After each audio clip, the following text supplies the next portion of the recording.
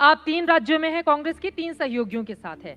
BJP जैसी इतनी बड़ी पार्टी से कैसे लड़ेगी कांग्रेस? आप जब इतनी बड़ी कहती हैं तो इतनी पे इतना जोर क्यों देते हैं? कितनी बड़ी है? 1231 विधायक उनके हैं, 700 कुछ विधायक हमारे हैं, इतनी भी बड़ी नहीं है ना। 303 सांसदों वाली पार्टी है। एक दिन ये 2 थे, हाँ। आज यहाँ पहुंचे हैं, फिर 2 पे पहुंच जाएंगे।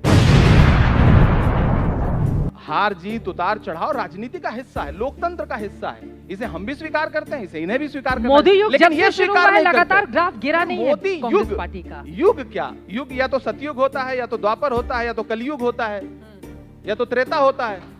मोदी युग क्या है?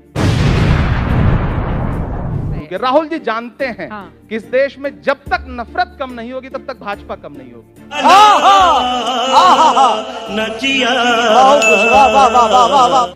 डॉक्टर मनमोहन सिंह उनकी जुबानी बोला। बोल प्रणब मुखर्जी जी के पुस्तक विमोचन के समय उन्होंने खुद बोला मंच से क्या कि जब मुझे प्रधानमंत्री बनने को कहा गया तो मैं प्रणव दा के पास गया। मैंने कहा प्रणव दा आप मुझसे अधिक योग्य हैं, प्रणव दा आप सबसे अधिक योग्य हैं, मगर मैडम ने मुझे कहा है प्रधानमंत्री बनने के लिए। क्या बात कर रहे हैं? तो आपका लोकतंत्र नेहरू जी से लेके और सरदार मनमोहन सिंह तक सबने देखा। इमरान अब तू गया बेटा, अब तू गया, देख तेरी औकात मैं दिखाता हूँ तुझे। अब ये कह रहे हैं कि आंतरिक लोकतंत्र नेहरू जी का हवाला देके इतिहास में चले जाएंगे। विचार कहेंगे हम वैचारिक रूप से बड़े सुदृढ़ लोग हैं। जिन्ना के साथ मिलकर के सरकार बनाने वाली विचारधारा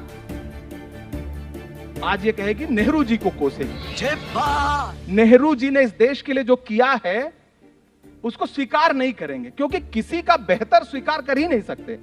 बस कोसो उस समय देश की परिस्थितियां कैसी थी उस पर चर्चा नहीं करेंगे। बस नेहरू जी के कद को छोटा करना चाहेंगे। नहीं छोटा होगा, कितना भी प्रयास कर लीजिए सुधांशु जी, नेहरू जी का कद इतना बड़ा है कि आप कोई भी जब उनकी आलोचना करने के लिए उनके साए में खड़ा होगा तो बहुत बौना नजर आएगा।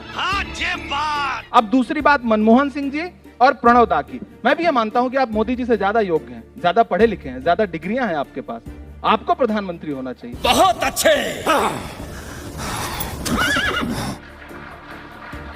लेकिन आप नहीं हैं। सबसे ज्यादा डिग्रियां किसके पास थी? आप नहीं हैं। मनमोहन सिंह के पास थी ना। तो क्या हुआ? बने ना, क्या हुआ? 10 साल अच्छा बताइए, आपके पास भी आप बन जाइए, बात करिए भाजपा वालों से, आपको बना दे, प्रधानमंत्री लगे कि बनने के लिए वो नहीं होता है। प्रधानमंत्री आया है। बस हवा निकल गई।